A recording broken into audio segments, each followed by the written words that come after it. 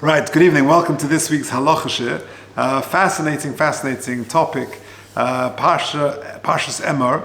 So the Pasuk says, Isha Zayna v'chalola le'yikochu v'isha grusha me'isha le'yikochu ki kodesh hu l'Hashem. Now, it's all the halachas of a Kohen, who he can and cannot marry. So I came across a fascinating question, and that is, there were a couple who were married. They were married civilly. They were not married halachically. They did not have a chuppah and kiddushin. And this couple lived in Argentina. And years later, after many years of marriage, they decided, became frum, and they realized they didn't have a chuppah ever, and they wanted to get married. And moreover, they wanted not their children to be there, but their grandchildren.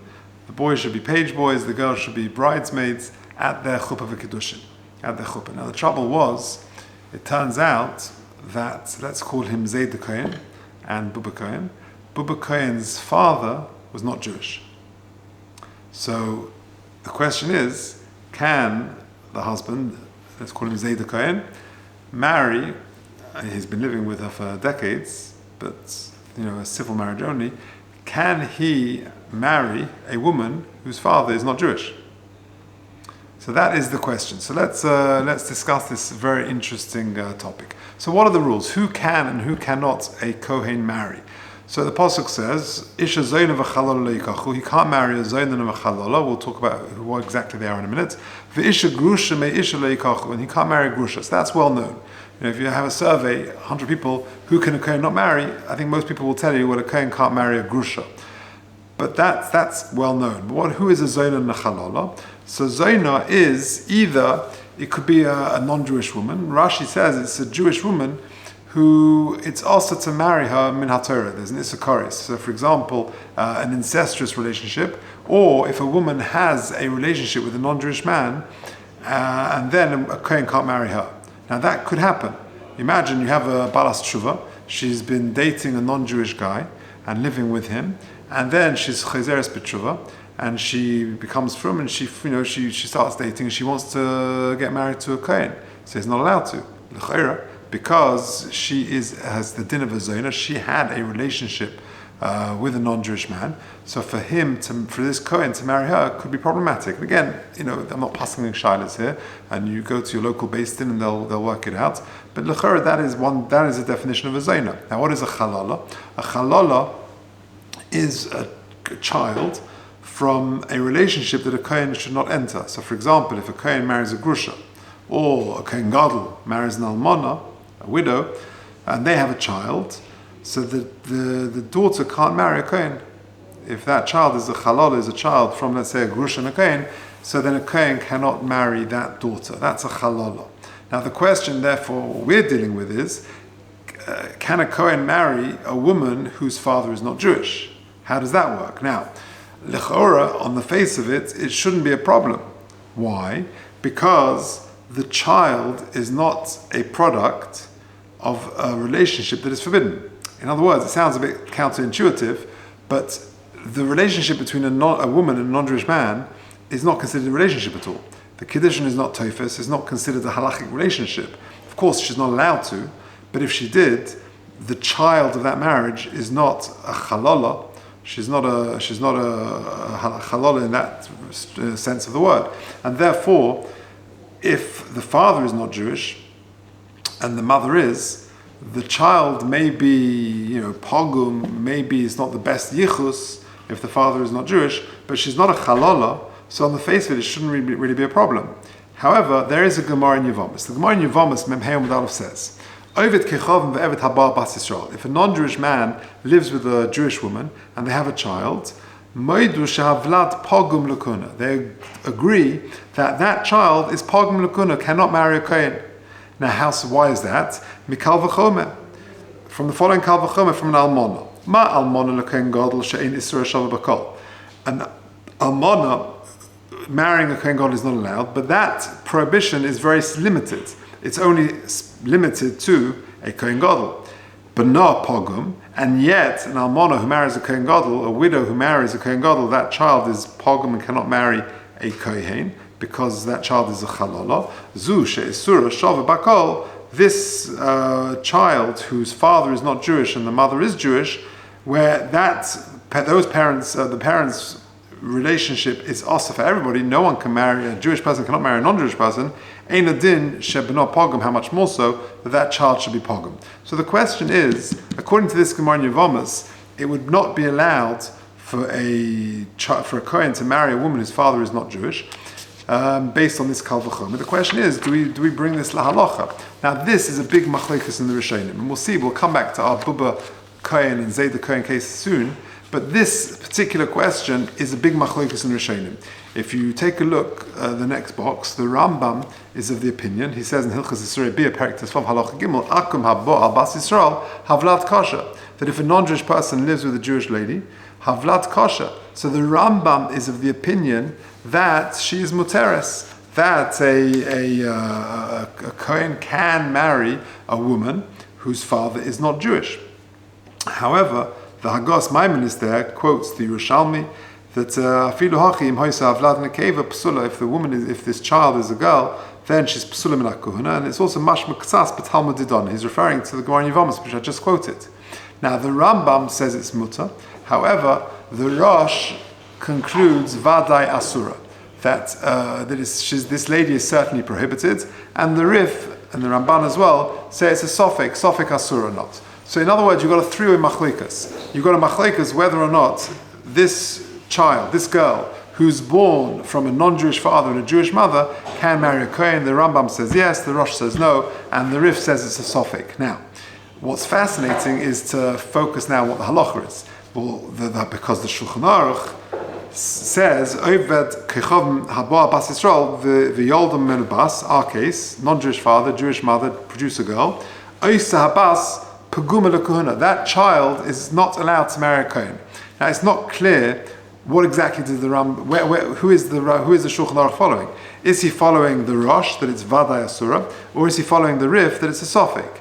So the Chelkas Machekik and the Beis Shmuel, two famous Perushim on the Shulchan Aruch and Even Oeza, they both say that since it's a Machlekas Rishonim, that if the couple are already married, they can remain remarried. And he said the Chelkas Machekik says, Miloshem Paguma Mashma de Lechatchila Loisin. Say ideally they shouldn't marry in the first instance, but if they did, then they don't have to, because Av Chalol Mamish Lehava. Like I said before, she's not a Chalol Mamish. Okay. Now, let's turn to this Dvar Yeshua. This is the case study. This is the Shaila that came to the Dvar Yeshua. The Dvar Yeshua was a Rav in Tel Aviv in the 1950s and 60s on the based in there. And this question from Argentina that I started with came to his desk. And it's a fascinating question. Let's go through the tshuva because it brings out some fascinating issues in halacha. So again, what was the case? That this couple get married, they're not religious, they get married civilly, but not halachically. And many years later, they want to now have a chuppah. Can they do so? Because it turns out that he is a Kohen and her father was not Jewish. Is that allowed? And that's really what the Shulchan Aruch that I've just been referring to. So take a look at this Dvar Yeshua. This is Yeshua Ehrenberg, the Av based in Tel Aviv in the 1950s and 60s, on the bottom source on the sheet. L'chvoid Yedidi Harav David Kahana Shlita Harav Harashi Argentina. So the questioner, the Shael, was the chief rabbi of Argentina. He wrote into the based in Tel Aviv for guidance. So listen to what he said. Kibalti michtavoi v'gam michtav shel hamavakeshes. I saw your letter and also the letter of the lady in question. She must have written in to clarify the whole situation, the background.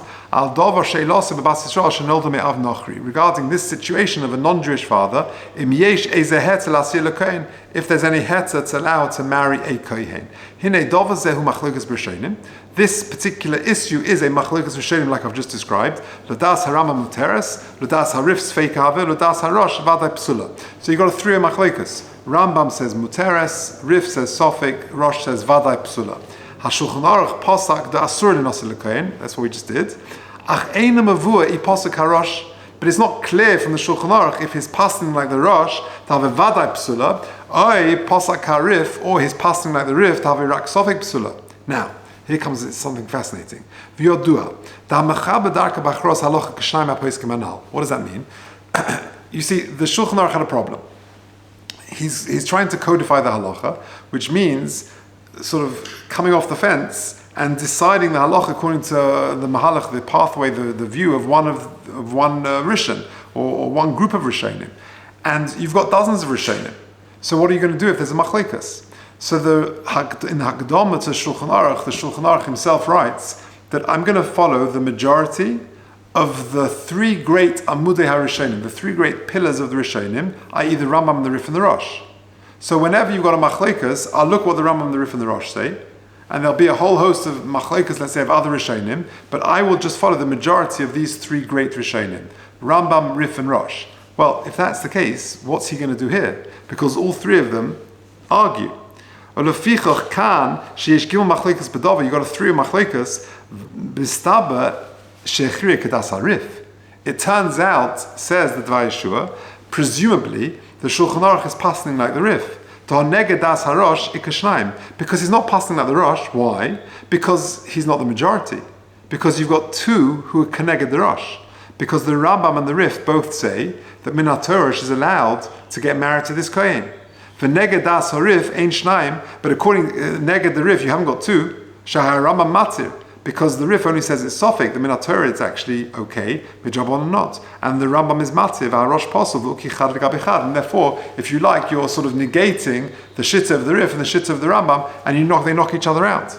V'mimela havirak sofik, and therefore you're left with the sofik, and therefore, presumably, the Shulchan Aruch is passing like the Rif. Next paragraph. So first things first, he's established that the Shulchan Aruch is passing like the Rif, that it's a sofik. That's number one. Then, furthermore, the pagam is only midrabanan. The koshken rashal b'yam shashleim rak midrabanan. V'hakal v'choym asmachta, and this kal v'choym that I quoted in Yevomas is only an asmachta. It's not ikka halacha. And that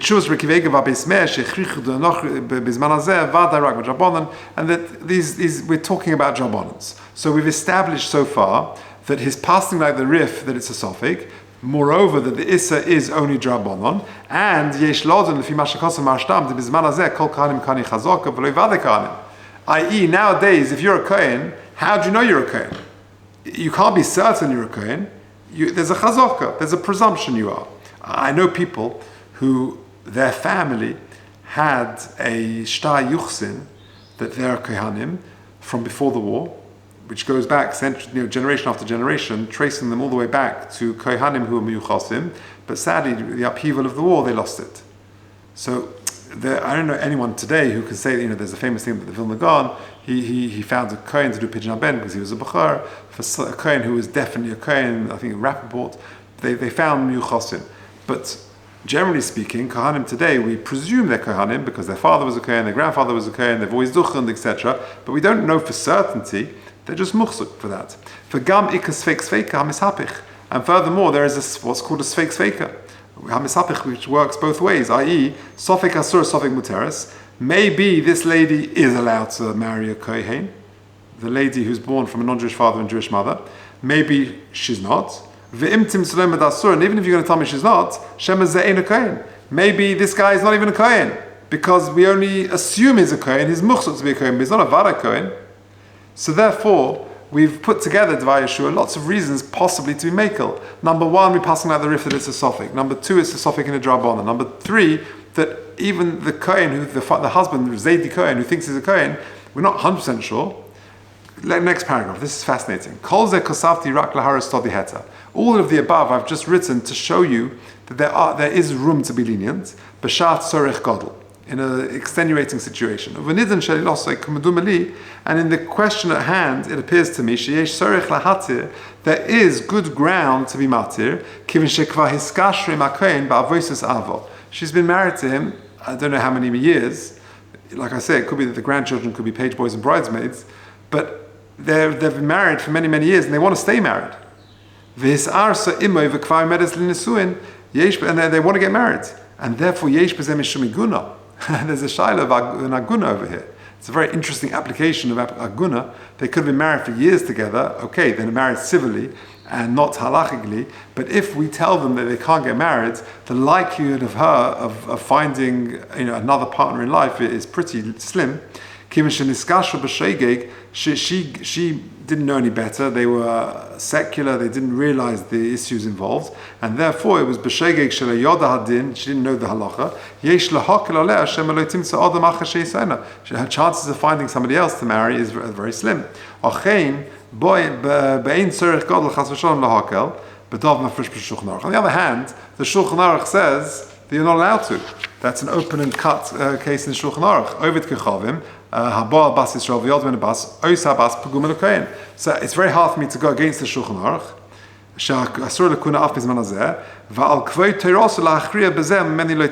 I'm not paskening. I'm putting it back to you, Chief Rabbi of Argentina, and I've given you all the tzodim to be materit, and if you feel this is really an extenuating situation, and in my eyes I think it is, you decide. So a